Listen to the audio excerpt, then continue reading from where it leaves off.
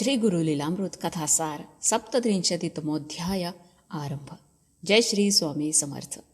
इस अध्याय में आरंभ में ही ग्रंथकार श्री ब्रह्मनिष्ठ वामन राव जी ने अक्कलकोट के आसपास के बगीचे के बारे में बताया है, क्योंकि यहाँ पर भी स्वामी लीलाएं हुई है, जैसे गणेश बगीचा, खास बगीचा, फतेह बगीचा, शाहगंज बगीचा, मोती बगीचा और थड़गे बगीचा। इन सब बगीचे में उपस्थित कुएं में कभी बरसात ना होने के कारण पानी जमा नहीं था, इसलिए अक्कलकोट के जीव पानी बिन बेचैन हो रहे थे। इन सभी ने स्वामी को अपनी व्यथा सुनाई। तब स्वामी तत्काल खास बगीचे के पास आए और कुएं के कट्टे पर खड़े रहकर वेद के कुछ मंत्र उच्चारे। तत्पश्चात कुएं में कुछ चने फेंके। कुएं का पानी दूषित होकर उसमें कीड़े आदि जीव जंतु हो चुके थे, किंतु उसमें चने डालते ही वो पानी एकदम शुद्ध, स्वच्छ, निर्मल और पीने योग्य हुआ था। इतना ही नहीं, आगे 1 महीना वहां पर भरपूर बरसात भी हुई और पीने के लिए कुआं भी भरा का भरा रह गया था। तब से स्वामी कृपा से वो कुआं कभी गंदा और खाली नहीं रहा। बड़ौदा की कुछ मंडली कार्तिक स्वामी के दर्शन करने निकली। रास्ते में अक्कलकोट स्थान दिखाई दिया तो स्वामी दर्शन के लिए आए। स्वामी दर्शन के बाद मंडली फिर से कार्तिक स्वामी के दर्शन को जाने लगी, किंतु स्वामी ने उन्हें जाने के लिए अपनी स्वीकृति नहीं दी। स्वामी का आचरण देखकर उनमें से उपस्थित राम शास्त्री डोंगरे सोच में पड़ गए, क्योंकि उन्हें कार्तिक स्वामी के दर्शन को जाना था और वही इच्छा मन में लेकर आए थे, और स्वामी ने जाने से मना किया, इसलिए वो नाराज होकर वही रहे। किंतु कार्तिक पूर्णिमा के दिन वो जब स्वामी दर्शन को आए, तब स्वामी की जगह साक्षात कार्तिक स्वामी का दर्शन उन्हें हो गया। स्वामी ने केवल अपने लिए ही ये कार्तिक स्वामी का रूप धरा, ये देखकर उन्हें बहुत आनंद हुआ। स्वामी चरण में शरण आए और आगे 2 वर्ष अक्कलकोट में ही रहकर स्वामी आज्ञा होते ही वो बड़ौदा लौट गए। इस अध्याय में हरिभाऊ उर्फ स्वामी सुत, एक महान स्वामी भक्त का उल्लेख किया गया है। मुंबई शहर के सरकार के कार्यालय में नौकरी करने वाले हरिभाऊ, इनको जब स्वामी महिमा के बारे में पता चला तो वो तत्काल अक्कलकोट आए और स्वामी के चरणों का दर्शन लिया। स्वामी ने उन पर पूर्ण कृपा दृष्टि बरसाई। इतना ही नहीं तो अपने आत्मलिंग पादुका भी उन्हें सौंप दिए और कहा कि प्रपंच का त्याग कर भजन करते जा। हरिभाऊ ने स्वामी आज्ञा होते ही प्रपंच छोड़ परमार्थ अपनाया। स्वामी भक्ति करने लगे और मुंबई में भी स्वामी कीर्ति फैल गई। स्वामी द्वारा दिया हुआ नाम स्वामी सुत, ये सच में हरिभाऊ ने सार्थक करके दिखाया। मुंबई के बलवंतराव भेंडे, इनकी भी कथा है। उन्हें एक व्याधि हुई थी जो वैद्य को भी पता नहीं थी, तो उपचार कैसे संभव था, किंतु बलवंतराव की व्याधि स्वामी कृपा से दूर हुई। स्वामी ने उन्हें केवल इतना कहा, औषध के रूप में जल पीते समय हमारा नाम और स्मरण करके पीता जा, आगे हम देख लेंगे। बस व्याधि तो समूल नष्ट हो गई और स्वामी ने उन्हें विट्ठल रूप में भी अपने दर्शन दे दिए। इति श्री गुरु लीलामृते गुरु शिष्य संवादे सप्तत्रिंशतितमोध्याय समाप्त। जय श्री गुरुदेव स्वामी समर्थ। श्री गुरु लीलामृत कथासार अष्टत्रिंशतितमोध्याय आरंभ।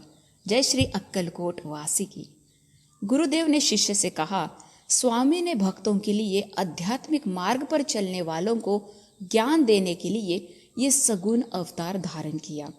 अपने साधारण या भौतिक आंखों को उनका सगुण रूप मनुष्य रूप दिखता है, किंतु वो साक्षात सर्वत्र व्याप्त पूर्ण ब्रह्म है। उनकी चराचर पर सत्ता है। इसका आकलन केवल और केवल ज्ञान चक्षु से ही संभव है। उनकी लीला अगाध है, संशय के लिए किंचित मात्र भी स्थान नहीं है। इस तरह गुरु जी श्री स्वामी लीला का कथन करने लगे। श्री अक्कलकोट के 8 कोस पर सिद्धनकेरी इस गांव में गुरु सिद्धप्पा नाम के जवान मठाधीश था। अक्कलकोट में स्वामी दर्शन होते ही उनका मन और चित्त तृप्त होता था। मंगलवेड़ा गांव के एक निराश हुए संतानहीन स्त्री को स्वामी ने पुत्रवती का आशीर्वाद दिया था। उस माता का ही पुत्र है ये गुरु सिद्धप्पा मठाधीश। सिद्धप्पा को स्वामी ने एक रोटी प्रसाद के रूप में दी थी। सिद्धप्पा ने स्वामी पर पूर्ण श्रद्धा भाव रखकर रोटी का सेवन किया। इस मठाधीश पर स्वामी कृपा हुई। फिर हर्षित हुए सिद्धप्पा सिद्धनकेरी स्थित हुए। भीमा नदी के किनारे खेड़मपुर गांव में सीतारामचार्य और रामाचार्य दो विद्वान रहते थे और वो कट्टर धार्मिक थे। श्री स्वामी का आगमन भी उसी गांव में हुआ था। उन दोनों ने स्वामी दर्शन को जाना उचित नहीं समझा, क्योंकि उनकी मतानुसार स्वामी ज्ञान शून्य थे।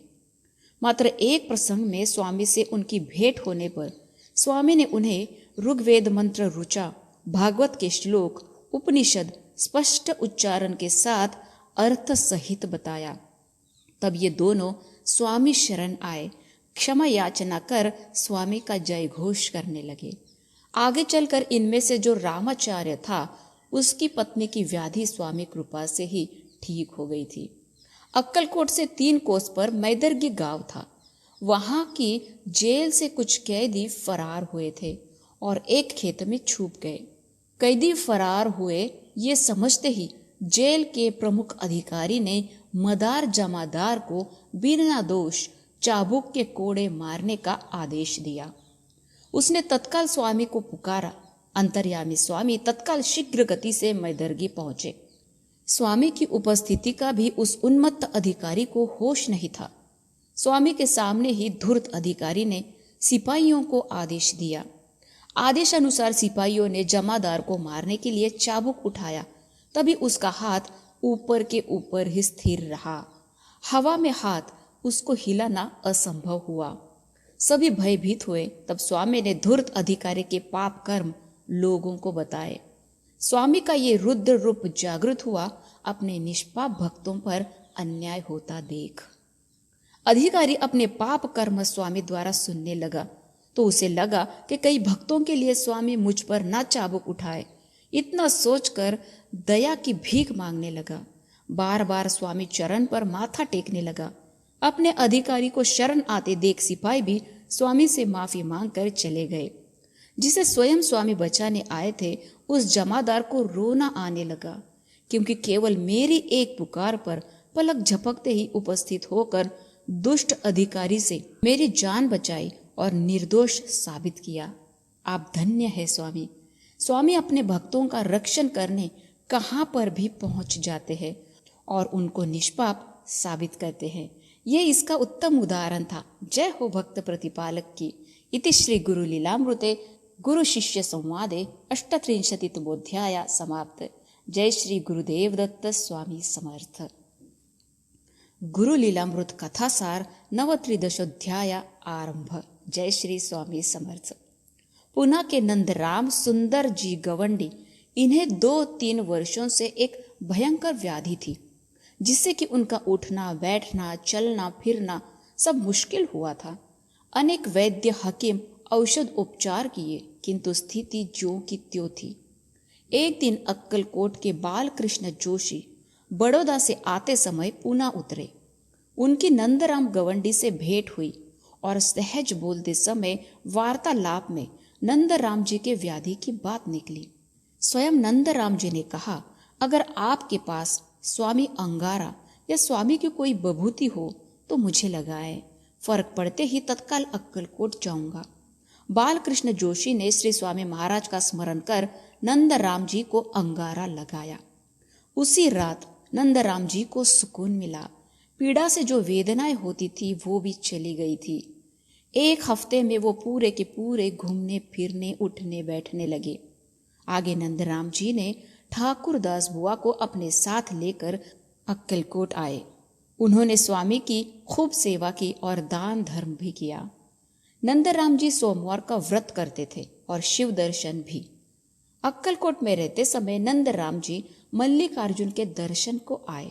तब वहां पर नंदराम जी को मल्लिकार्जुन की जगह स्वामी नजर आए। फिर नंदराम जी शिवलिंग के आसपास भी देखने लगे, तब वही भी स्वामी विराजमान होते दिखाई दिए।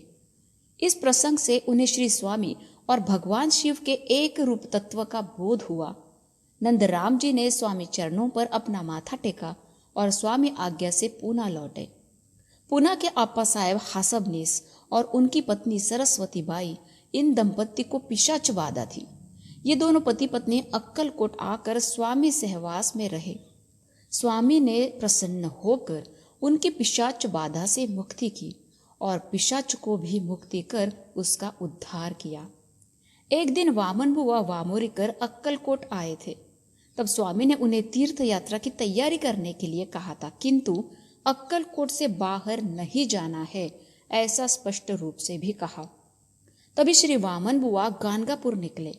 तब स्वामी ने उन्हें कहा, व्यर्थ जाओगे, फिर कीचड़ में गिरोगे। किंतु वामन बुआ ने स्वामी की बात नहीं मानी और गानगापुर प्रयाण किया। तब भीमा अमरजा संगम पर स्नान करने उतरे थे। तब पैर फिसलकर दुर्भाग्य से कीचड़ में पैर फिसलने का उन पर प्रसंग आया था। स्वामी ने उन पर अपनी कृपा की और कीचड़ से बाहर आने का रास्ता दिखाया। दशहरा के दिन वामन बुआ के हाथ से नैवेद्य स्वीकार कर स्वामी ने उन्हें बड़ौदा जाने की अनुमति दे दी। मोगलाई में धाराशिव नजदीक काजले गांव में गोविंदराव मोहिते को पुत्र प्राप्ति हुई। परिवार बढ़ने लगा, किंतु आमदनी उतनी नहीं थी। तब स्वामी राज ने उन्हें खेत में कुआं बनाने को कहा और गन्ना हल्दी लगाने को कहा।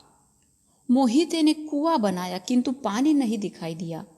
तब स्वामी ने कुआं में मौजूद काला पत्थर फोड़ने को कहा। पत्थर फोड़ा, तब उस पत्थर से तेज गति से पानी आने लगा। स्वामी अपने भक्तों पर कृपा बरसाते अलग अलग स्वरूप में, अर्थात कभी उपदेश देकर, कभी मार्ग दिखाकर, कभी उन्हें रोककर, कभी दृष्टांत देकर, कभी अंगारा या बबूते के रूप में, तो कभी किसी अधिकारी की दुष्कर्मों की पोल खोलकर। इसे ये पता चलता है कि स्वामी सब कुछ हाँ कहकर ही मदद नहीं करते, तो प्रसंग में ना कहकर भी मदद करते हैं, क्योंकि कहीं अनहोनी होनी होती है। स्वामी की लीला को और लीला के अनेक स्वरूपों को कोट कोट प्रणाम। इति श्री गुरु लीलामृते गुरु शिष्य संवादे श्री ब्रह्मनिष्ठ वामनराव विरचित 39तमोऽध्याय समाप्त। जय श्री गुरुदेव दत्त। जय श्री स्वामी समर्थ। धन्यवाद।